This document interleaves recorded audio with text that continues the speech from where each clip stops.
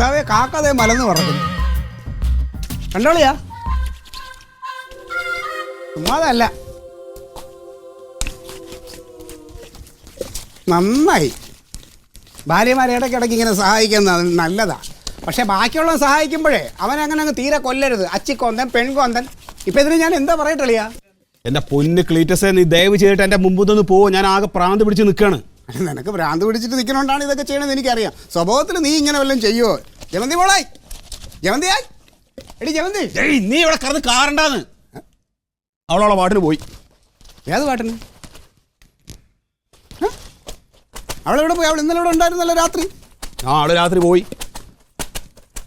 രാത്രി പോക്കൂടെ? അല്ല നീ പോയില്ലേ എന്നിട്ട്? എടേ, ഞാൻ പോവോ പോവില്ലേ എന്നുള്ളത് എൻ്റെ ഇഷ്ടം. നീ അവളെ കൂടെ ഞാൻ പോയല്ലോ എന്ന് ഇപ്പം എന്നോട് അന്വേഷിക്കുന്ന കാര്യം എന്ത്? അയ്യോ, നിങ്ങൾ ശർക്കര ഈച്ചയല്ലേ, എപ്പോഴും ഒരുമിച്ചല്ലേ പോവുകയും വരെയൊക്കെ ചെയ്യുള്ളൂ. അതുകൊണ്ട് ചോദിച്ചതാ. ആ ഇപ്പോൾ പോയ കാര്യം എന്തോള്? എന്താളിയാ ഉപേക്ഷിച്ചിട്ടുള്ള പോക്ക് തന്നെ? എടാ, എനിക്ക് പറയാൻ സൗകര്യമില്ലെന്ന്. ഈ ചാടി കളിക്കല്ലേ അളിയാ. എന്തെങ്കിലും ഉണ്ടെങ്കിൽ നമുക്ക് പരിഹരിക്കാം. പരിഹരിക്കാൻ പറ്റിയ ആള് അളിയാ, അളിയാ പിണങ്ങി പോയതാ. നീ ചൊറിയാൻ നിൽക്കാതെ പോ എൻ്റെ ക്ലീറ്റസേ. എന്റെ കർത്താവ്, ഇവനോട് എന്തേലും അയ്യോ, ഞാനൊന്നും ചോദിച്ചില്ല. ഓ, ഇങ്ങനെ ഉണ്ടാവരുത്.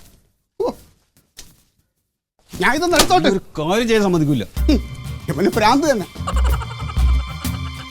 ഓ, ഇങ്ങനെ ഉണ്ടാവരുത്. നീ വാ.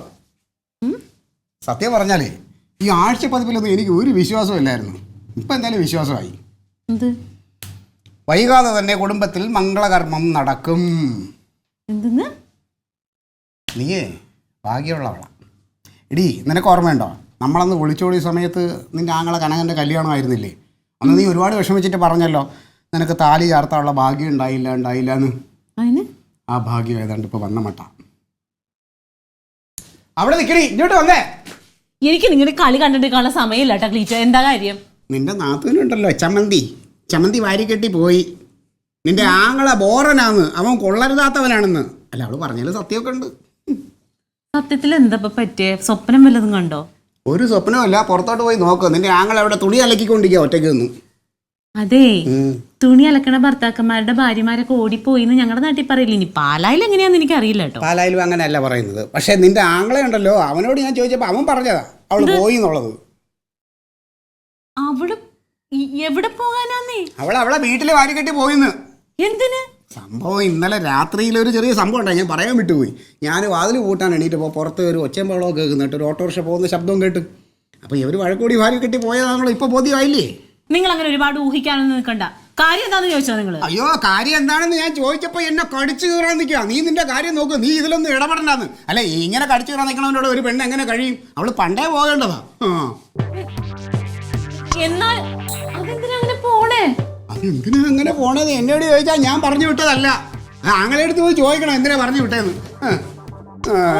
പോയതാന്ന് പറഞ്ഞോ?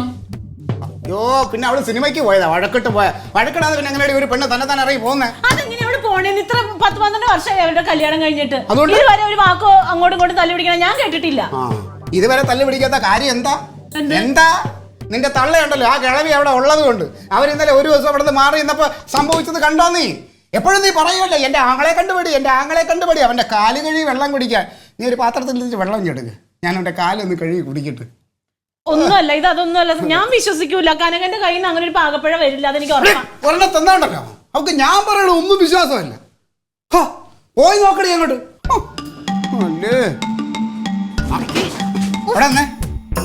എന്റെ ആങ്ങളുടെ മോന്ത കണ്ടിട്ടേ ഇന്നലെ രാത്രി മുതൽ പട്ടിണിയാന്ന് തോന്നുന്നു. കഴിക്കാനും കൂടെ എന്തെങ്കിലും എടുത്തോണ്ട് കൊടുക്ക്.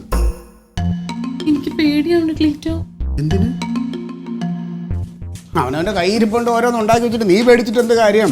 അവന് പേടി വേണ്ട, അല്ലെങ്കിൽ അവക്ക് പേടി വേണം. നമ്മളെന്തിനു പേടിക്കുന്നത്? നമ്മൾ സേഫ് അല്ലേ?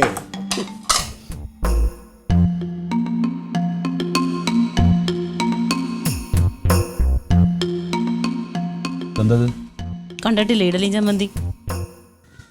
എനിക്ക് വേണ്ട. എന്താ വേണ്ടാത്ത? ഞാൻ പുറത്തു കഴിച്ചോളാം. നീ എത്ര നാൾ പുറത്തുനിന്ന് കഴിക്കൂടാ? നിനക്ക് ആ വീട്ടിൽ വന്ന് കഴിച്ചിട്ട് വരാൻ എന്തായിരുന്നു? കാലിലെ വളം ഊരി പോവോ നിന്റെ? എനിക്ക് വേണ്ടാന്ന് ഞാൻ പറഞ്ഞില്ലേ. അതെന്താ വേണ്ടെന്നാ ചോദിക്കണത്? അല്ലേ, നീ ഒന്നും ഇങ്ങോട്ട് നോക്കിയേ. എന്താ നിന്റെ ഉദ്ദേശം? നീ എന്നുപോലെ ഈ തന്നിഷ്ടത്തിന് കാര്യങ്ങൾ നടത്താൻ തീരുമാനിച്ചത്? നീ എന്താ എന്നെ ചോദ്യം ചെയ്യാൻ വേണ്ടി വന്നതാണ്? ആ അതെ, ചോദ്യം ചെയ്യാൻ വേണ്ടി വന്നതാ. ഞാൻ തൊട്ടപ്പുറത്ത് ഞാൻ കിടപ്പുണ്ടല്ലോ, അല്ലെങ്കിൽ അവിടെ അമ്മാവനുണ്ട്. ഒരു പ്രശ്നം ഉണ്ടാകുമ്പോഴത്തേനും തന്നെത്താനെ അങ്ങ് തീരുമാനിക്കുക, തന്നെത്താനെ ജീവിക്കുക, ആരോടും ഒന്നും പറയണ്ട. അങ്ങനെയൊക്കെ വേണമെങ്കിലേ ആരും ഇല്ലാത്തവനാ വേണം. അതെ, ഞാൻ ഇന്ന് വരെ ഏതെങ്കിലും രീതിയിലുള്ള ഒരു ബുദ്ധിമുട്ടോ പ്രശ്നങ്ങളോ അല്ലെങ്കിൽ അവളെ കരയിപ്പിക്കുകയോ അങ്ങനെ എന്തെങ്കിലും സംഗതികൾ എൻ്റെ ഭാഗത്തു നിന്ന് ഉണ്ടായിട്ടുണ്ടോ? ഒന്നുമില്ലല്ലോ.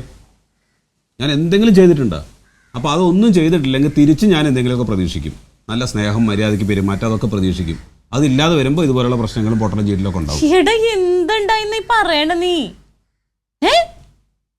അഥവാ ഇനി എന്തെങ്കിലും ഉണ്ടായി ഉടനെ തന്നെ അവളെ വീട്ടിൽ കൊണ്ടുവന്നൊക്കെ ചെയ്യണ്ടേ? അല്ലാതെ പിന്നെ എന്ത് ചെയ്യും?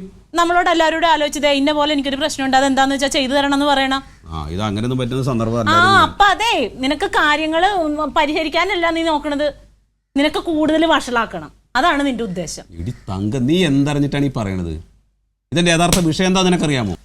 എടാ, നീ വായിൽ വെച്ചോണ്ടിരുന്ന ഞാൻ എങ്ങനെ അറിയാം? പറഞ്ഞാലല്ലേ അറിയുള്ളൂ. അതാ പറയുന്നത്. അപ്പൊ ഇത്തരം കാര്യങ്ങൾ എന്താണെന്ന് അറിയുന്നതിന് മുമ്പ് ഈ മാതിരി കോംപ്രമൈസിന് വരരുത് എന്റെ അടുത്തേക്ക്. അതാ ഞാൻ പറഞ്ഞത്. എടാ പറയടാ കനക, എന്താ നിന്റെ പ്രശ്നം? എന്റെ കയ്യിലൊരു ടച്ച് ഫോണില്ലല്ലോ, എന്താ ഞാൻ ഉപയോഗിക്കാത്തത്? അത് വേണ്ടാന്ന് തീരുമാനിച്ചോണ്ടാണ്.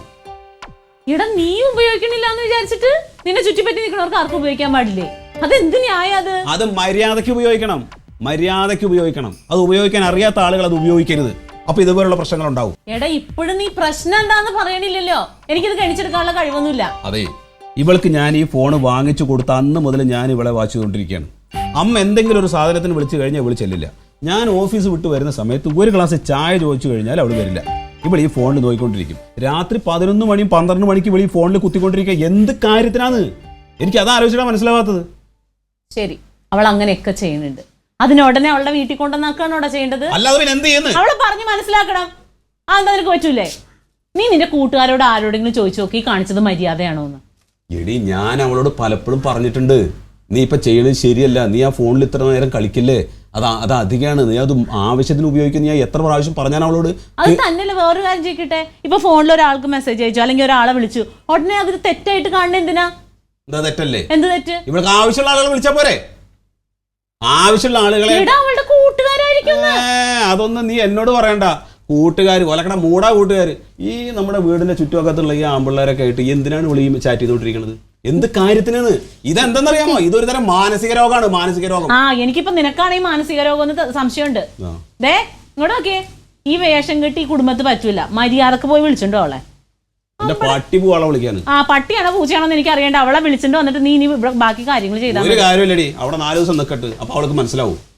എടാ, നിന്റെ ജീവിതം പോകും. ഇങ്ങനെയുള്ള ചെറിയ ചെറിയ കാര്യങ്ങളെ വലുതാവണത് കേട്ടോ. അതുകൊണ്ട് തന്നെ ഞാൻ പറഞ്ഞത്, ഇത് ചെറിയ കാര്യമാണ്. ഇത് പറഞ്ഞ സമയത്ത് നിർത്തിയാൽ മതിയായിരുന്നു, ഒരു കുഴപ്പമില്ലല്ലോ. ഇത് ഇന്നലെ അത് ചോദ്യം ചെയ്തു. അത് ചോദ്യം ചെയ്ത് കഴിഞ്ഞപ്പോൾ ഇവള് സമ്മതിച്ചെന്തോ കുഴപ്പം? ഞാനെന്തോ വലിയ തെറ്റ് ചെയ്ത പോലെയാണ് കാര്യങ്ങൾ. ഞാനൊന്ന് ചോദിച്ചോക്കട്ടെ, ഞാനൊന്ന് വിളിച്ചു നോക്കട്ടെ. നീ ഇത് മര്യാദ എടുത്ത് കഴിച്ചേ. നീ ആരെ വിളിക്കണേ? ഞാൻ അവളെ വിളിക്കട്ടെ. വേണ്ടെന്ന് അവിടെ നിന്നോട്ടെ. നീയാണോ തീരുമാനിക്കണേ? എനിക്ക് അവളെ വിളിക്കണമെങ്കിൽ എനിക്ക് വിളിച്ചൂടെ? എനിക്ക് ചെയ്തല്ലോ, പിന്നെ നിനക്കെന്താ? എനിക്ക് കുറെ ചെയ്തോണ്ട് എഴുതി വെക്കടാ. നോക്കിയിരിക്കണം അങ്ങോട്ട്.